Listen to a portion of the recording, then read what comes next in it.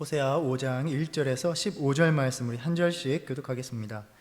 제사장들아 이를 들으라. 이스라엘 족속들아 깨달으라. 왕족들아 귀를 기울이라.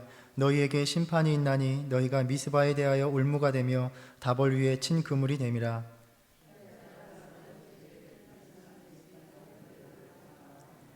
에브라임은 내가 알고 이스라엘은 내게 숨기지 못하였나니 에브라임아 이제 내가 음행하였고 이스라엘이 더러워졌느니라.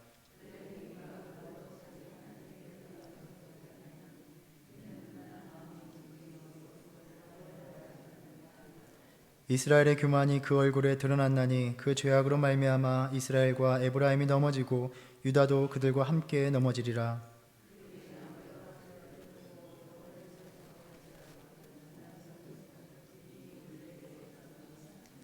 그들이 여호와께 정조를 지키지 아니하고 사생아를 낳았으니 그러므로 세 달이 그들과 그 기업을 함께 삼키리로다.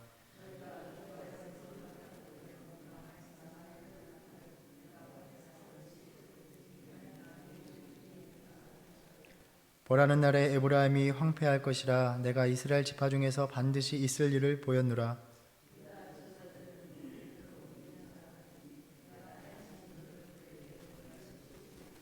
에브라임은 사람의 명령 뒤따르기를 좋아하므로 학대를 받고 재판의 압제를 받는도다.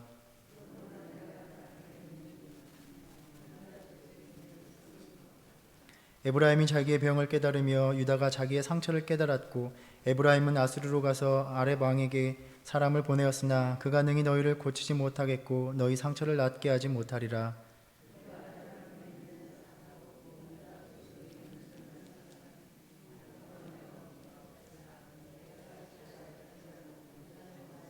함께 읽겠습니다.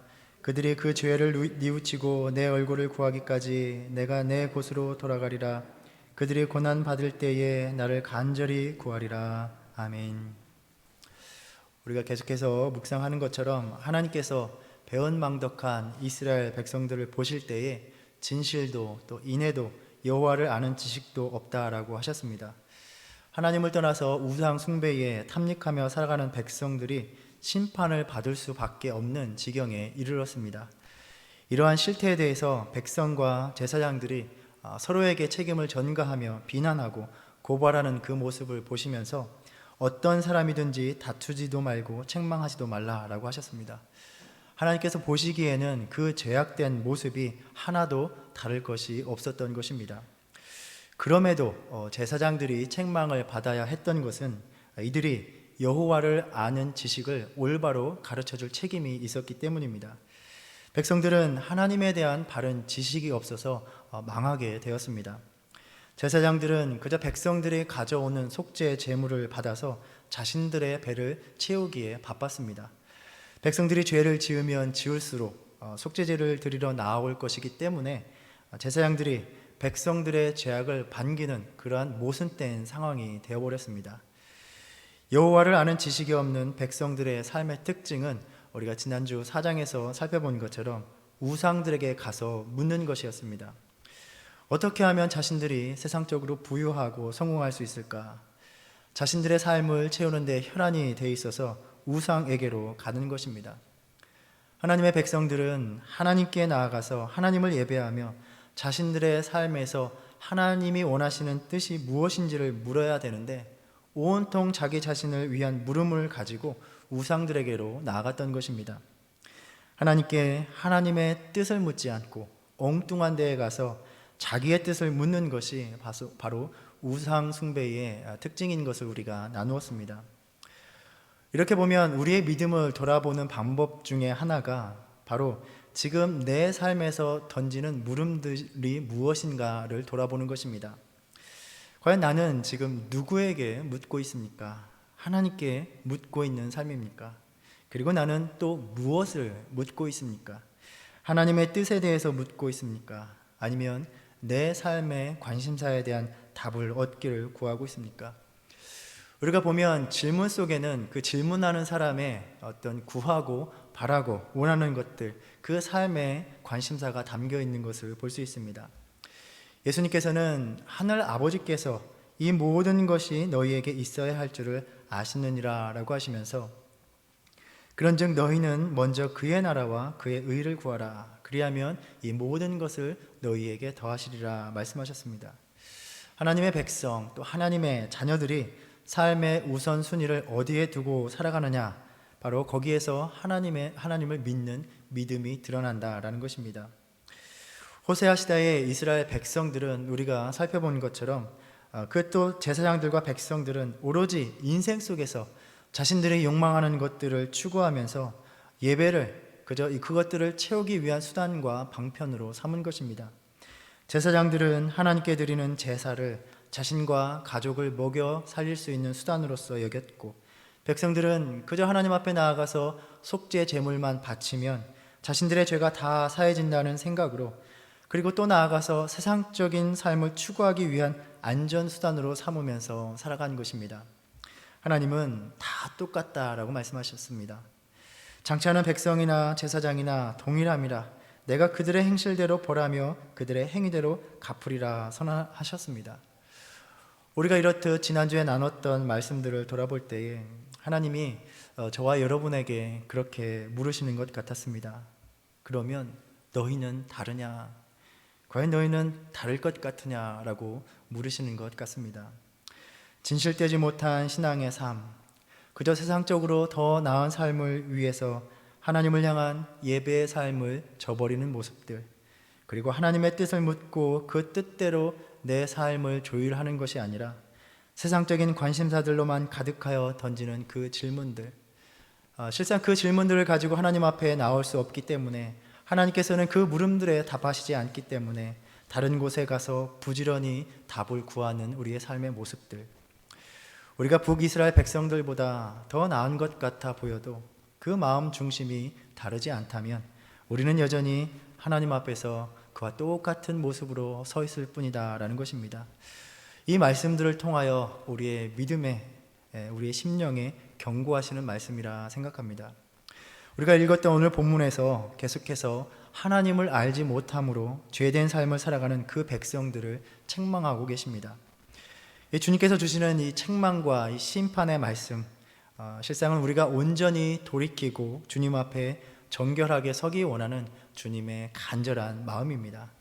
우리가 대강절을 보내면 우리가 참된 믿음의 삶으로 주님 앞에 설 수 있도록 오늘 또 이 말씀으로 우리 자신을 돌아보면서 주님께 나아가는 저와 여러분 되기를 바랍니다. 1절에서 제사장들아 이를 들으라, 이스라엘 족속들아 깨달으라, 왕족들아 귀를 기울이라, 너희에게 심판이 있나니 라고 말씀하십니다. 제사장이나 백성들, 지도자들이나 또 왕족들, 북이스라엘의 구성원들이 모두 다 빠짐없이 다 범죄하였고 하나님의 심판을 피할 수 없다는 말씀입니다. 인쇄술이 없던 시대에 성경은 다 손으로 옮겨 적는 베끼는 필사를 통해서 기록되고 전해졌습니다.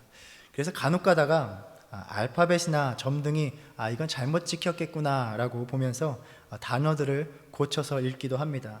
2절을 보면 패역자가 살육죄에 깊이 빠졌음에, 이 된 부분처럼 읽으면 이것은 히브리어 본문으로 볼 때에 이렇게 모음으로 읽는 그 법은 흔하지 않다라고 여겨져서 이 부분의 철자를 그 발음대로 고쳐서 읽어보면 그 번역해 볼 때 깊이 파놓은 시딤의 웅덩이가 됨이라 라고도 읽을 수가 있습니다.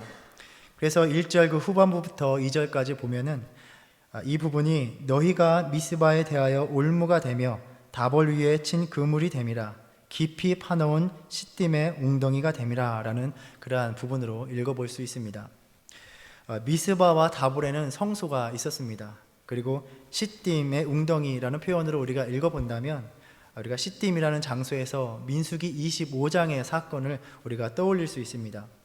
이스라엘 백성들이 시딤에 머물 때에 모압 여인들과 음행을 저지릅니다. 그 여인들이 자기의 신들에게 제사를 드릴 때에 이스라엘 백성들을 초청하니 그 백성들이 가서 함께 먹고 마시고 그들의 신들에게 절한 것입니다. 하나님께서는 크게 진노하셨고 모세에게 이에 가담한 자들을 다 죽이라 명하셨습니다. 그러니까 미스바나 다볼이나 그렇게 시딤 등 저녁에 흩어져 있는 성소에서 부패와 타락이 벌어지고 있는 실상을 전하고 있는 것입니다. 온 이스라엘 백성들이 그렇게 자신들 앞에 놓여 있던 바알을 숭배하는 덫과 올무, 웅덩이에 빠져들어서 살아가고 있었던 것입니다. 하나님께서 내가 그들을 다 벌하노라 라고 선포하십니다. 그 히브리어는 또 원래 모음이 없습니다. 그래서 자음만을 보고서 모음을 추론하여 읽곤 합니다. 벌한다는 똑같은 철자를 모음의 점을 바꾸어서 읽으면 그 벌한다라는 의미가 속박이나 족쇄로도 읽을 수가 있습니다. 그래서 이 표현도 그때에 내가 너희 모두를 위한 족쇄가 될 것이다 라고 읽을 수도 있습니다. 이 표현대로 본다면 문맥에는 오히려 자연스러워 보이기도 합니다. 그러니까 백성들이 성소가 있는 곳곳에서 올무와 그물에 걸리고 웅덩이에 빠지듯 그렇게 우상 숭배를 일삼으며 살아갈 때에, 그렇게 너희가 그렇게 빠지는 삶을 살아갈 때에 오히려 하나님께서 너희의 족쇄가 될 것이다, 너희에게 족쇄를 채울 것이다 라고 말씀하시는 것입니다. 족쇄하면 보통 포로가 되어서 끌려가는, 그럴 때 차는 것이기도 합니다. 언약에 신실하지 못할 때에 내리는 그 저주 중에, 그 삽입되어 있는 저주 중에 문구 중에 하나가 너희가 대적들에게 패하고 또 속박을 당하게 될 것이라는 문구입니다. 그러니까 너희가 심판을 받아서 이러한 저주가 임하게 하시겠다라는 그런 선언으로도 볼 수 있습니다. 실제로 역사를 보면 북이스라엘 왕국은 아수르에 멸망당해서 끌려가면서 여러 지역에 흩어져 그렇게 포로로 끌려갔고 살아가게 되었습니다.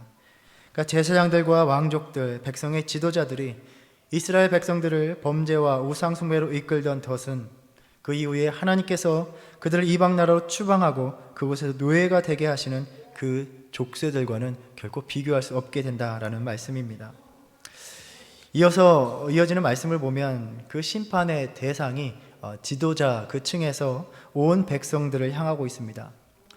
우리가 생각해 볼 것은 하나님의 심판은 하나님께서 그저 무턱대고 진노하셔서 우리에게 임하시는 것이 결코 아니라는 것입니다. 심판은 오직 그 백성들의 신실하지 못한 결과로 인해서 빚어진 일입니다. 3절에 보면 에브라임은 내가 알고 이스라엘은 내게 숨기지 못하나니 에브라임아 이제 내가 음행하였고 이스라엘이 더러워졌느니라 라고 말씀합니다. 그러니까 에브라임과 이스라엘이 나란히 쓰이면서 사실 같은 의미입니다. 하나님께서 내가 알고 또 내게는 숨기지 못한다 라고 말씀하십니다. 하나님께서 그들의 삶에 벌어지고 있는, 그들이 행하고 있는 모든 일들을 다 알고 계신다라는 말씀입니다. 예레미야 17장 9절과 10절에 보면 만물보다 거짓되고 심히 부패한 것은 마음이라 누가 능히 이를 알리오마는 나 여호와는 심장을 살피며 폐부를 시험하고 각각 그의 행위와 그의 행실대로 보응하나니 라고 말씀하십니다. 마음에 은밀하게 숨겨진 것까지, 마음속에 담아두고 겉으로 드러내지 않는 것까지 주님께서 다 살피시고 알고 계시고 또 판단하고 계시다라는 말씀입니다. 이스라엘 백성들이 자신들의 죄를 구하고 사함을 받기 위해서 속죄 제물을 가지고 하나님 앞에 나옵니다. 겉으로 보기에는 참으로 신실해 보이는 모습입니다.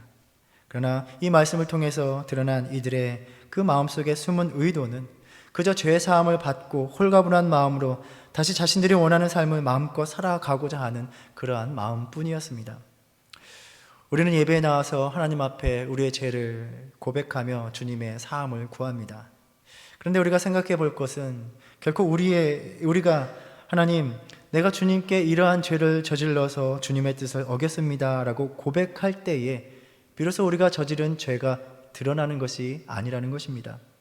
즉 하나님은 우리의 죄의 고백을 통해서 우리가 무슨 죄를 저질렀는지 비로소 아시는 것이 아닙니다. 레위기 4장에서 하나님께서 속죄제를 명하시면서 만일 이스라엘 회중이 여호와의 계명 중 하나라도 부지 중에 알지 못하는 사이에 범한 것이 있어서 깨닫지 못하고 있다가 깨닫게 되는 것이 있다면 반드시 속죄제를 드려야 한다라고 명하시고 계십니다. 즉 하나님께서는 지금도 우리가 그것이 죄였다고 생각하지 못하는 것들까지도 이미 다 알고 계시다는 것입니다. 내게 숨기지 못한다라고 하셨습니다. 하나님은 지금도 내가 다 아뢰지 못한 그 죄들을 알고 계시고 그 죄들은 하나님과 우리 사이를 가로막고 있습니다. 내가 죄 없다라고 말하는 것은 결국 자신을 속이는 일이 될 뿐입니다. 그래서 요한일서 1장 8절에 만일 우리가 죄가 없다고 말하면 스스로 속이고 또 진리가 우리 속에 있지 아니할 것이요 라고 말씀하십니다. 우리의 삶을 낱낱이 다 알고 계시는 하나님께서 이 시간 우리에게 말씀하십니다. 내가 다 안다. 내가 너희가 내게 숨길 것이 하나도 없다라고 말씀하십니다.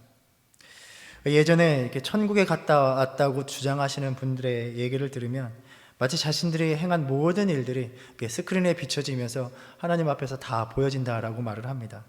물론 천국에 갔다 왔다는 그 주장도 신빙성이 있는가 하는 것이 의문입니다. 하지만 정말로 우리의 삶이 보여진다면 우리는 부끄러워 견딜 수가 없을 것입니다.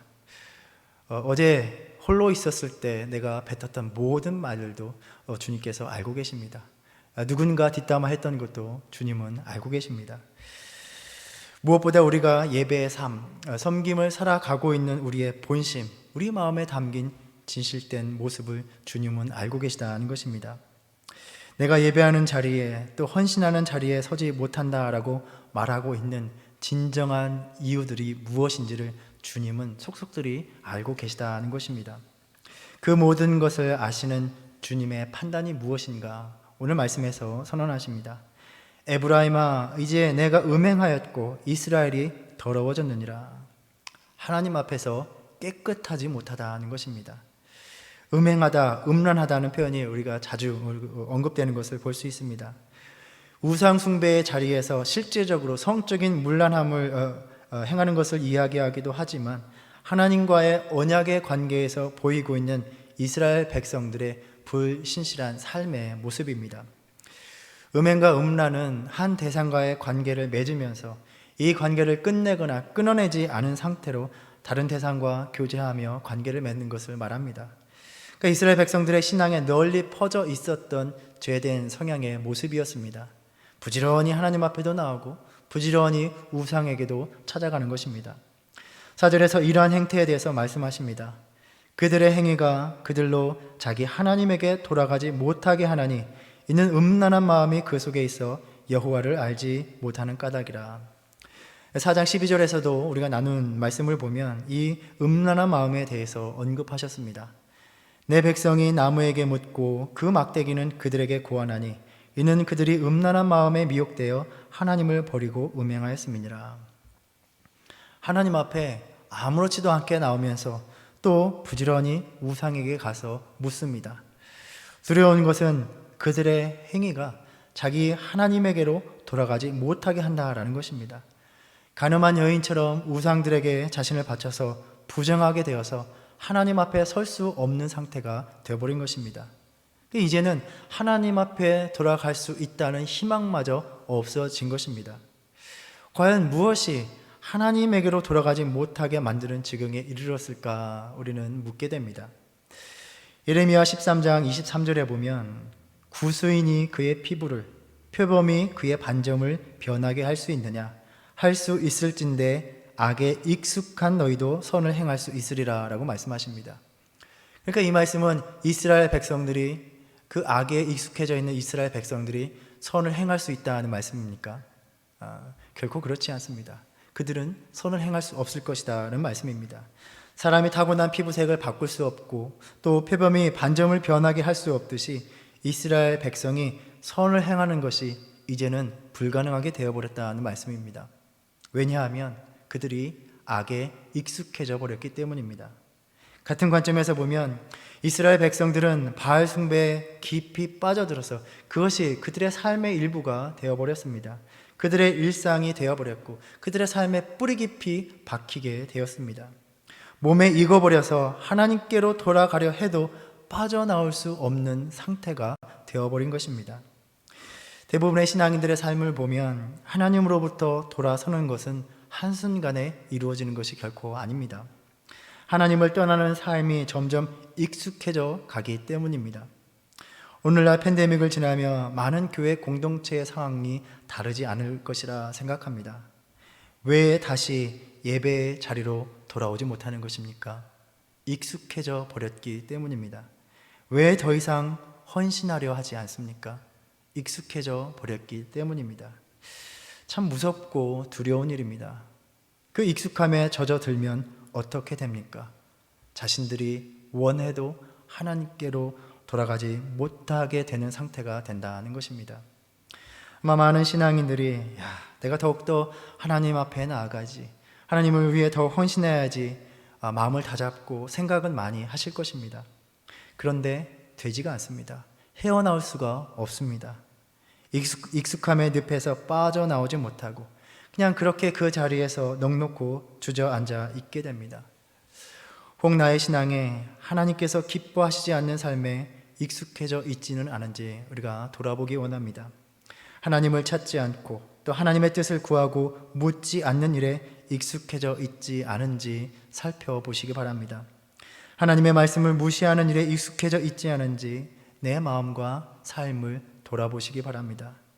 이스라엘 백성과 같이 점점 음란한 마음이 지배하고 하나님을 아는 지식을 버리고 지내다가 그렇게 뜨겁게 믿었던 이들이, 또 그렇게 하나님을 두려워하며 겸손했던 이들이 심판대에 서게 되는 그러한 서글프고 안타까운 삶이 너무나 많다는 것입니다. 5절에 이스라엘의 교만이 그 얼굴에 드러났다라고 말씀합니다. 이 마음이 교만이 일면 마음이 굳어지고 참 뻔뻔해집니다.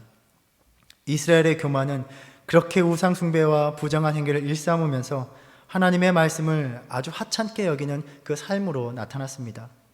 그들의 삶을 책망하고 꾸짖는 말씀을 무시하는 것입니다.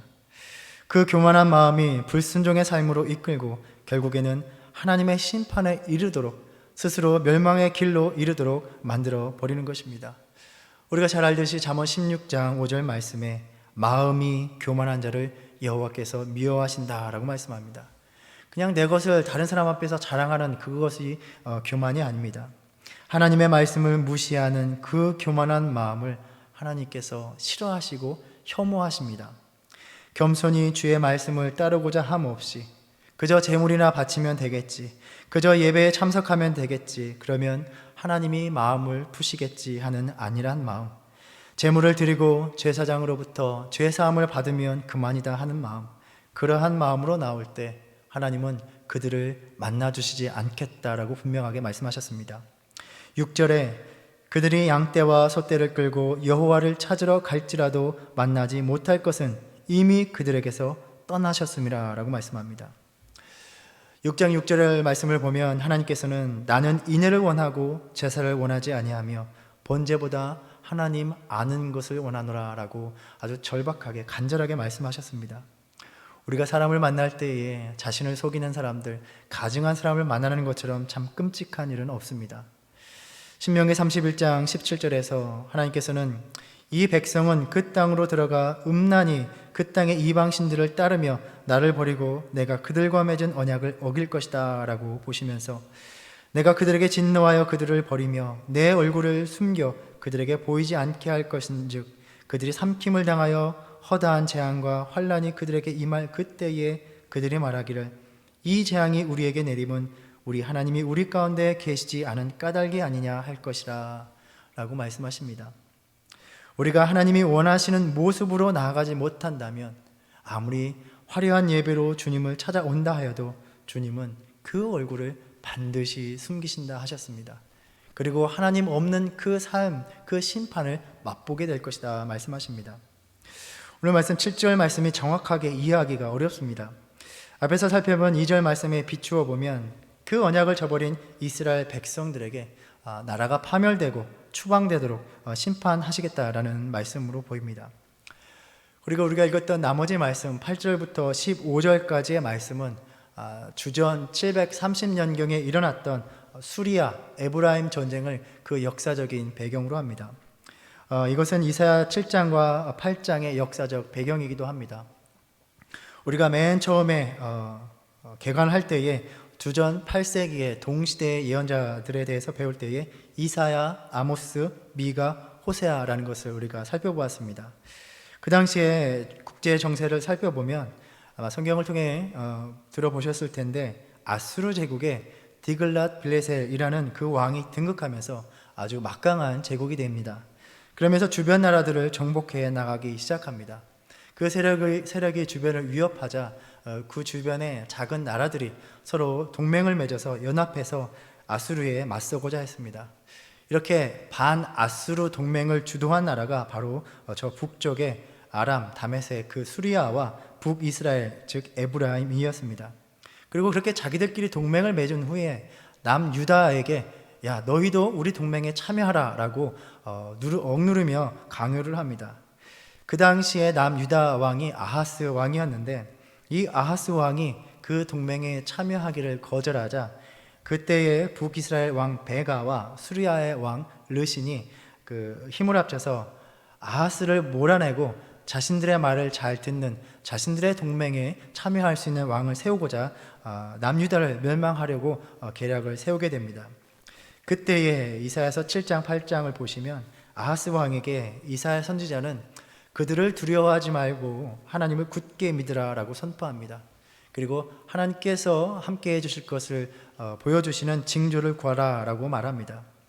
그런데 아하스 왕은 나는 징조를 구하지 않겠다, 여호와를 시험하지 않겠다 라고 말하면서 마치 경건한 척 하면서 아수르 제국에게 이미 그의 마음은 항복하고 도움을 청하려고 마음을 먹고 있었습니다. 이사야 선지자는 그렇게 아수르를 의지하면 결국에는 도움을 주기보다는 유다를 압제할 것을 알았기 때문에 하나님만을 의지해야 된다라고 촉구했습니다. 그리고 주께서 친히 징조를 보여주실 것이다 라고 말하면서 그 징조가 바로 보라, 처녀가 잉태하여 아들을 낳을 것이요 그의 이름을 임마누엘이라 하리라 라고 선포합니다. 하나님께서 너희와 함께 하신다라는 것을 아이가 태어남으로 보여주실 것이라는 예언입니다. 그리고 우리는 이 예언을 신약시대에 와서 예수님을 향한 예언으로 우리는 이해를 합니다. 하지만 아하스 왕은 결국 아수르 왕을 의지했고 그래서 유다에게 벌을 내리실 것이다 라는 말씀을 듣습니다. 결국에는 아수르에게 대항했던 그 북쪽의 두 나라 수리아와 북이스라엘 왕은 크게 패했고 남유다는 아수르의 도움으로 두 나라의 위협에서 벗어날 수 있었지만 결국에는 아수르의 속국이 되어서 조공을 바치는 신세가 되었습니다. 그래서 이러한 배경으로서 말씀을 전해주고 계신데, 이 과정에서 유다는 그 두 나라의 위협에 직면해서 일시적으로 두 나라의 반격을 가해서 북왕국 나라의 영토를 잠시 차지했던 것으로 보입니다. 그래서 10절에 보면 유다의 지도자들은 경계표를 옮기는 자 같으니 내가 나의 진노를 그들에게 물같이 부리라. 이 말씀이 그 영토가 확장돼서 경계표를 옮기는 그러한 상황을 반영하는 것입니다. 그런데 신명기 19장 14절에 보면 기업으로 받은 땅에서 내 이웃의 경계표를 옮기지 말라라고 명하셨습니다. 그 당시에 벌어지고 있는 이 상황 속에서 유다의 행태는 그렇게 하나님의 언약의 규정을 범한 그러한 것이었습니다. 이러한 구체적인 정세 속에서 북이스라엘과 유다가 취하는 모든 행위들은 하나님의 진노를 살 뿐이었습니다. 그래서 남과 북 두 왕국이 이 전쟁으로 인해서 큰 깨달음을 받았음에도, 큰 고통을 받았음에도 깨달은 것은 없어 보입니다. 그래서 12절에서 하나님께서는 그러므로 내가 에브라임에게는 좀 같으며 유다 족속에게는 썩이는 것 같도다. 그러니까 하나님께서 심판으로 자신의 백성을 약하게 만드시겠다라고 선포하십니다. 그 백성들이 자신들이 비참하게 되는 이유는 그 아수르와 같은 강한 제국 때문으로 인한 것처럼 보이지만 그 속에는, 그 이면에는 바로 불신실함을 벌하시는 하나님의 손길이 있었다는 것입니다. 그래서 13절 말씀을 보면 자신들이 의지했던 아수르에게 아무런 도움을 받지 못할 것이다. 그들이 너희들의 상처를 낫지 못하게 할 것이다. 그러한 말씀입니다. 그래서 14절에서 하나님이 그들에게 오히려 더 위협적이고 두려운 존재가 되실 텐데 아무도 그들을 건져낼 수 없을 것이다 라고 선포하십니다. 그리고 마지막 15절에 보면 그럼에도 불구하고 하나님은 놀랍게도 심판으로 완전하게 멸망시키시는 것이 아니라 멈추시고 다시 한번 그렇게 얻어맞은 백성들에게 기회를 주시고자 합니다. 15절 말씀입니다. 그들이 그 죄를 뉘우치고 내 얼굴을 구하기까지 내가 내 곳으로 돌아가리라. 그들이 고난 받을 때에 나를 간절히 구하리라. 이 말씀 속에서 자기 백성을 끝내 버리지 못하시는 하나님의 간절한 사랑을 엿보게 됩니다.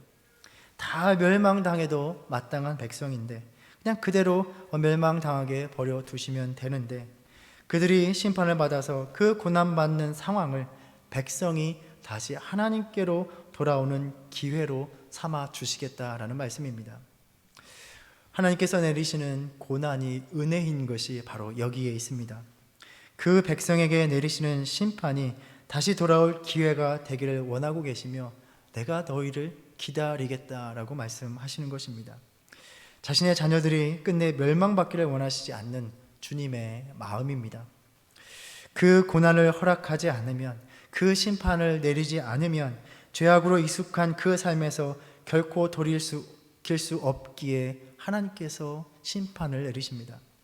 그러나 그 심판은 멸망을 바라는 심판이 아니라 회복을 위한 하나님의 고육지책과도 같다는 것입니다. 우리가 앞에서 2장에서 묵상했던 것처럼 그 백성들이 자신들이 누리는 그 풍요로운 것들이 하나님으로부터 받은 것이라는 것을 깨닫지 못할 때에 하나님께서는 그 백성들에게 너희가 누리는 것들을 내가 다 거두어 가겠다 말씀하셨습니다. 왜냐하면 그러면 너희가 여호와를 알리라. 너희가 비로소 하나님을 알게 되기 때문입니다.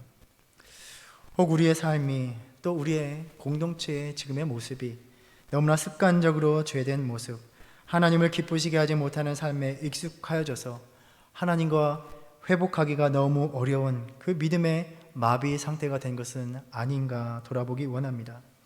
내가 하나님을 떠나 있고 하나님을 알지 못하고 있다는 사실조차도 잊어버리고 아무렇지도 않게 그렇게 양떼와 소떼를 끌고 하나님께서 싫어하시는 모습으로 하나님을 만나는 자리에 나오는 것입니다.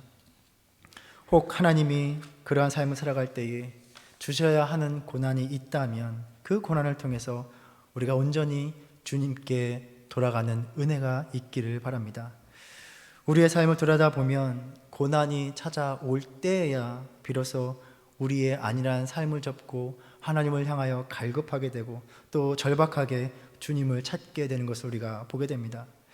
오늘도 주님은 이 말씀을 통해서 우리가 진정으로 하나님을 찾는 자녀들이 되기를 원하고 계십니다. 너희의 익숙함을 벗어버리길 원한다라고 말씀하십니다. 우리의 삶을 속속들이 다 알고 계신다라고 말씀하십니다.